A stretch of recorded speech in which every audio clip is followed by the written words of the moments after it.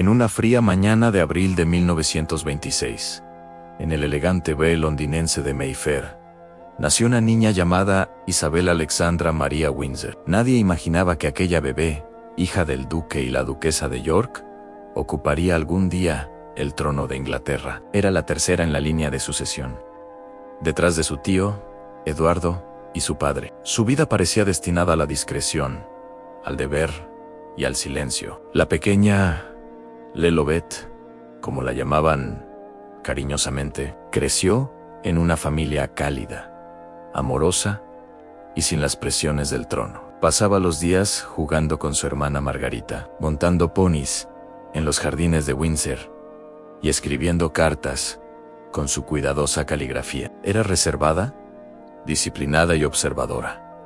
Una niña que aprendía escuchando más que hablando. Nadie sabía que esa calma inocente sería el cimiento de su fortaleza futura. El destino dio un giro brutal en 1936. El rey Eduardo VIII abdicó del trono por amor, renunciando a su corona para casarse con la estadounidense Wallis Simpson. Inglaterra quedó conmocionada y en un solo instante, el padre de Isabel, el duque de York, se convirtió en el rey Jorge VI. La niña callada, sin ambiciones de reinar, se transformó en la heredera de todo un imperio. Tenía apenas 10 años cuando su padre subió al trono, y desde entonces supo que su vida ya no le pertenecía. Los tutores cambiaron, los juegos se volvieron lecciones de protocolo, y los cuentos de hadas, discursos de estado. Mientras otras niñas soñaban con castillos, Isabel aprendía a vivir dentro de uno. El deber, palabra que marcaría toda su existencia, comenzó a latir en su pecho. En 1939, el mundo se quebró en dos. La Segunda Guerra Mundial estalló, y Londres se convirtió en un campo de fuego. El rey y la reina permanecieron en la capital, decididos a compartir el destino de su pueblo. Isabel y Margarita fueron enviadas al castillo de Windsor, desde donde, por primera vez, la princesa habló al mundo. Su voz infantil sonaba firme. Al final, todo saldrá bien, porque Dios cuidará de nosotros. Aquel mensaje no solo consoló a los niños de guerra, sino que reveló el temple de una futura soberana durante la guerra. Isabel observó la entereza de su padre, el rey Jorge VI, luchando contra su tartamudez mientras dirigía a una nación herida. Comprendió que el liderazgo no era brillo, sino resistencia, que la realeza no se medía por títulos, sino por ejemplo. Mientras las bombas caían sobre Londres, la princesa se transformaba en símbolo de esperanza silenciosa. En 1947, durante una gira en Sudáfrica, la joven Isabel cumplió 21 años. Ese día, habló al mundo a través de la radio y pronunció las palabras que definirían toda su vida. Declaro ante todos ustedes que mi vida entera, sea larga o corta, estará dedicada a su servicio y al de nuestra gran familia imperial. Era la promesa de una joven y el juramento de una reina que aún no existía. Pocos años después, su padre enfermó. El hombre que había cargado con el peso del trono durante los años más oscuros comenzó a desvanecerse. En febrero de 1952, Isabel se encontraba en Kenia junto a su esposo, el príncipe Felipe, cuando recibió la noticia. El rey había muerto. El sol africano amaneció sobre una nueva era, y una princesa se convirtió, sin ceremonia ni aviso, en la reina de Inglaterra. Mientras el avión que la traía de regreso aterrizaba en Londres, la joven Isabel descendía sin lágrimas ni vacilaciones. El pueblo la observó en silencio. Su mirada, firme pero serena, no pertenecía ya a una hija ni a una esposa, sino a una reina. La coronación se aproximaba y con ella el inicio de una nueva monarquía, en un mundo que ya no creía en reyes. El 2 de junio de 1953, el cielo de Londres amaneció gris y cargado de lluvia, pero nada podía apagar la euforia de un imperio que, tras años de guerra y austeridad, volvía a soñar. En la abadía de Westminster, Los ecos de los tambores resonaban como un corazón antiguo. Allí, entre incienso y oro, una joven de 27 años se preparaba para recibir una corona que pesaba más de 1 kilo y un deber que pesaría toda una vida. El mundo entero observaba. Por primera vez, una coronación se transmitía por televisión. Millones de ojos, desde los rincones más remotos del planeta, presenciaban cómo la historia se convertía en presente. Las cámaras, aún en blanco y negro, capturaban cada detalle: el temblor,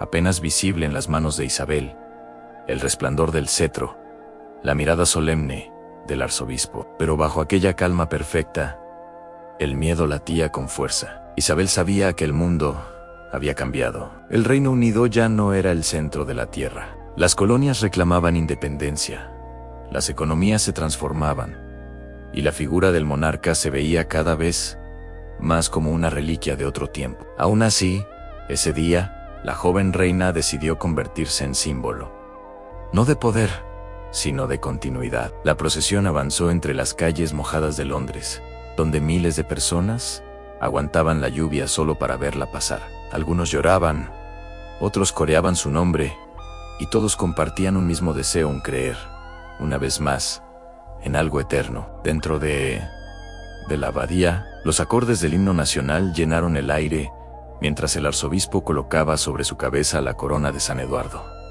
En ese instante, Isabel cerró los ojos. No había aplausos, ni gritos, ni gestos de victoria, solo el silencio de alguien que comprende el peso del destino. La ceremonia terminó, pero el verdadero reinado apenas comenzaba. Esa misma noche, mientras el mundo celebraba, Isabel se retiró sola a sus aposentos. Frente al espejo, observó su reflejo con una mezcla de incredulidad y resolución. Ya no era la niña de Windsor ni la hija del rey.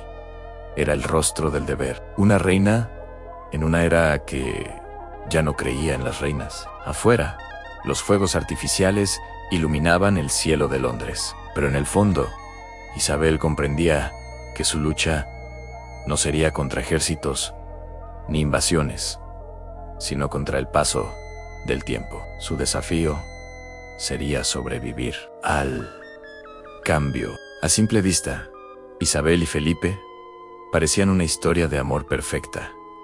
Un príncipe apuesto, una joven reina decidida, un matrimonio sellado bajo los focos del deber y la devoción. Pero detrás de los retratos oficiales y las sonrisas ante la multitud, se escondía una tensión constante. El amor en la vida de una reina no era refugio, era campo de batalla. Felipe de Edimburgo, marino, inquieto y orgulloso, había crecido en el exilio, sin patria ni fortuna. Su espíritu libre chocaba con el protocolo implacable de la monarquía. Para él, ser el esposo de la reina significaba caminar siempre un paso detrás. Para Isabel, significaba equilibrar el corazón con el trono. En los primeros años de su matrimonio, el país la adoraba, pero el precio de la adoración era el aislamiento. Cada gesto, cada palabra, cada decisión se examinaba con lupa. Isabel pasaba más tiempo entre documentos de Estado que con su propio esposo, y aunque el amor seguía vivo, el silencio comenzaba a crecer entre ellos como una sombra. El mundo también cambiaba. El Imperio Británico se desmoronaba poco a poco. La India ya era independiente, y pronto lo serían Ghana, Nigeria, Kenia. La reina viajaba de país en país, intentando mantener unidos los fragmentos de una gloria que se desvanecía. Felipe, mientras tanto, se sentía invisible, relegado a un papel que lo asfixiaba. En 1956, los rumores comenzaron. Decían que el príncipe buscaba aventuras lejos de palacio, que el matrimonio real se sostenía más por el deber que por la pasión.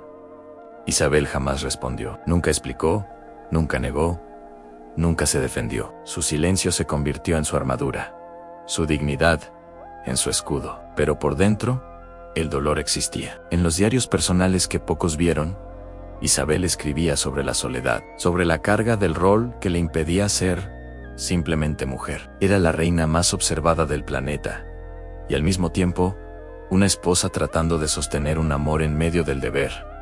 Aquel equilibrio frágil se transformó en pacto. Felipe aceptó su rol, y ella lo mantuvo a su lado hasta el final de sus días. Nunca se rindieron el uno al otro, aunque su unión no fue de cuento de hadas, sino de resistencia. Mientras los años pasaban, el matrimonio sobrevivía a las tormentas, a los titulares, a las crisis familiares. Isabel entendió que su amor no sería un refugio de ternura, sino una alianza de hierro. Y quizás, en el fondo, era lo único que podía durar. Apenas habían pasado pocos años desde la coronación, y el brillo del trono ya se empañaba con las llamas de un mundo en transformación.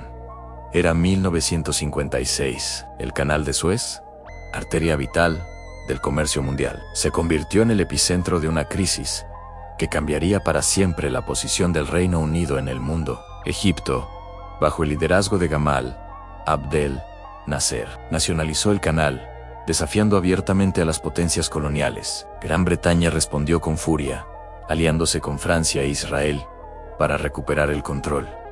Pero el plan fracasó. El mundo entero condenó la invasión, y por primera vez, los Estados Unidos, antiguo aliado, se opusieron abiertamente a Londres. Mientras los políticos discutían y las tropas se retiraban, Isabel observaba desde el palacio de Buckingham cómo su nación enfrentaba la humillación. Era el fin del viejo imperio, el último golpe a la ilusión de poder global. La joven reina, que había crecido bajo el orgullo de una Gran Bretaña imperial, veía ahora cómo su país era forzado a aceptar un nuevo orden mundial. Los periódicos hablaban de decadencia, los críticos exigían cambios, y el pueblo buscaba culpables. Pero la reina permanecía inmóvil, serena, impasible. Su rostro no mostraba dolor ni furia, solo una calma que confundía a todos. Era su forma de resistir. Mientras los gobiernos caían, Isabel se convertía en el único símbolo constante de un país que se desmoronaba. Esa crisis marcó el inicio de una larga transformación. Gran Bretaña ya no mandaría sobre el mundo, pero su monarca comenzaría a construir una nueva idea del poder, el poder del ejemplo, de la estabilidad, de la continuidad. En los años siguientes, la reina recorrería África, Asia y Oceanía, ya no como emperatriz, sino como embajadora, no para imponer autoridad, sino para mantener unida la mancomunidad. Ese lazo invisible que uniría a los antiguos dominios del imperio bajo una misma historia. El Imperio Británico moría lentamente, y en su lugar nacía la Commonwealth, un símbolo frágil pero duradero de cooperación. Isabel se convirtió en su rostro y en su guardiana, pero el precio fue alto. El prestigio del país cayó, la política se volvió inestable, y la monarquía comenzó a ser vista como un lujo innecesario. La reina se mantuvo en silencio, aprendiendo la lección más dura del poder a veces. Gobernar significa no intervenir. La crisis del Canal de Suez fue su primera gran prueba. Y aunque no tomó decisiones militares ni políticas, su compostura salvó algo más importante que el orgullo nacional, a la dignidad de la corona. Era la década de 1960. Las calles de Londres latían con música, rebeldía y juventud. El mundo cambiaba a un ritmo vertiginoso, y la monarquía, aquella institución anclada en el pasado, comenzaba a parecer una reliquia. El rock reemplazaba los himnos, las cámaras se multiplicaban, y la sociedad británica empezaba a cuestionarlo todo, incluso a sus reyes. Por primera vez, Isabel enfrentaba un desafío que no venía de la política ni de la guerra, sino de la percepción. ¿Cómo mantenerse relevante en una era que ya no creía en el protocolo? ¿Cómo sobrevivir en un mundo que exigía cercanía en lugar de distancia? El Palacio de Buckingham, símbolo de tradición y misterio, abrió lentamente sus puertas a la modernidad. En 1969, la reina permitió la creación de un documental histórico, An Royal Family. Las cámaras entraron a la intimidad de la casa real. Mostraron a Isabel desayunando con su familia, riendo con sus hijos, caminando por los jardines, como cualquier madre británica. Por un instante, el experimento pareció un éxito. El pueblo descubrió a la mujer detrás de la corona, y la monarquía se sintió humana, cercana, moderna. Pero esa misma transparencia que la acercó al pueblo comenzó también a despojarla de su misterio. Lo que había sido sagrado ahora era cotidiano. Y en un mundo dominado por los medios, la línea entre la devoción y el desgaste se volvió invisible. Mientras tanto, su familia crecía. Carlos, su heredero, se convertía en un joven inquieto, dividido entre el deber y sus propias pasiones. Ana, su hija, desafiaba la etiqueta con su carácter indomable. Y Felipe, su esposo, seguía moviéndose en la sombra de una reina que lo eclipsaba sin querer. El documental, aunque revolucionario, fue retirado poco después de su emisión. Isabel entendió que había abierto una puerta que ya no podría cerrarse del todo. A partir de entonces, la realeza británica dejó de ser intocable. El público había probado el sabor de la intimidad y querría más.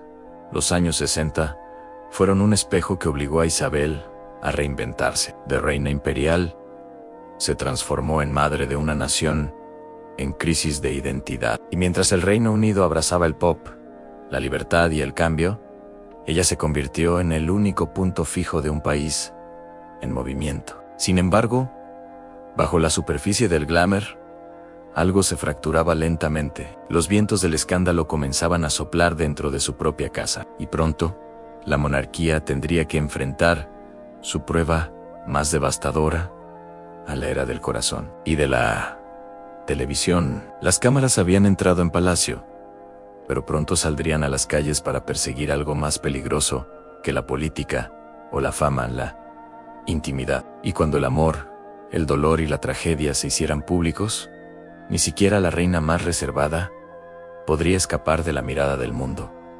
Era 1981. Inglaterra celebraba un cuento de hadas. Una joven maestra de jardín de infancia, tímida y luminosa, caminaba por el pasillo de la Catedral de San Pablo hacia el altar donde la esperaba el príncipe heredero. Diana Spencer tenía apenas 20 años. Carlos, su futuro esposo, 12 más.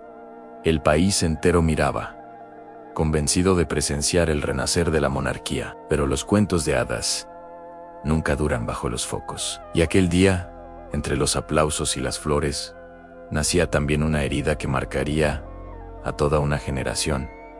Isabel observaba en silencio. Sabía que el matrimonio no era perfecto, que Carlos seguía atado emocionalmente a otra mujer, Camilla Parker Bowles, pero en su mundo, el deber siempre había estado por encima del deseo. La reina esperaba que el tiempo, la madurez y la disciplina moldearan el amor. No comprendió, no quiso comprender que Diana pertenecía a una nueva era. Una era donde el corazón hablaba más fuerte que la tradición. Con el paso de los años, la princesa conquistó al pueblo con su espontaneidad, su cercanía, su empatía. Mientras Isabel mantenía la distancia real, Diana abrazaba a los enfermos, reía con los niños, caminaba entre multitudes, sin miedo ni protocolo.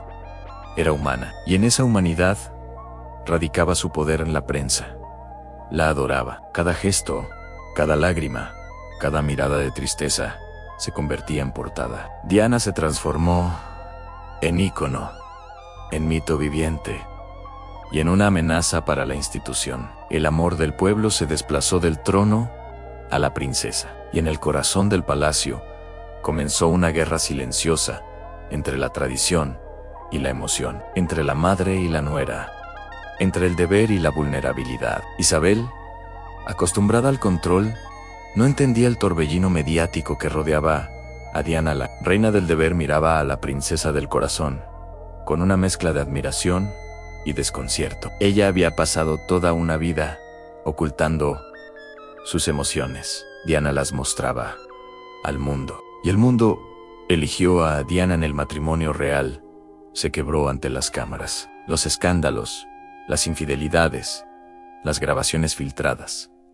Todo se volvió público. Por primera vez, la monarquía se veía como un drama humano, no como una institución sagrada. El dolor privado se transformó en espectáculo global. En 1996, el divorcio fue oficial y un año después, la tragedia golpeó con la fuerza del destino. El 31 de agosto de 1997, en un túnel de París, la princesa Diana murió en un accidente automovilístico.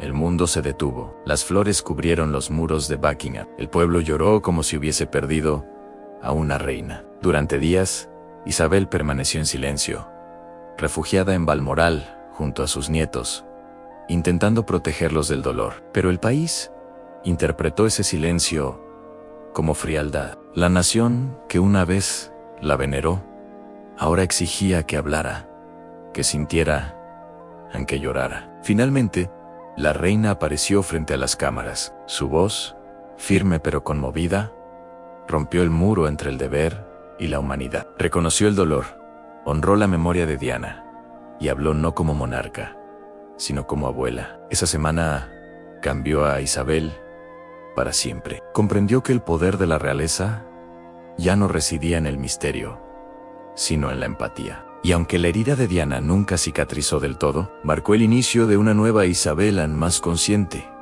más cercana, más humana. El siglo XX terminaba, y con él, el mundo que Isabel había jurado proteger. Pero mientras el planeta se adentraba en una nueva era digital, la reina, ya en la vejez, debía reinventarse otra vez. Los tiempos cambiaban, las coronas pesaban menos, y el deber seguía siendo eterno.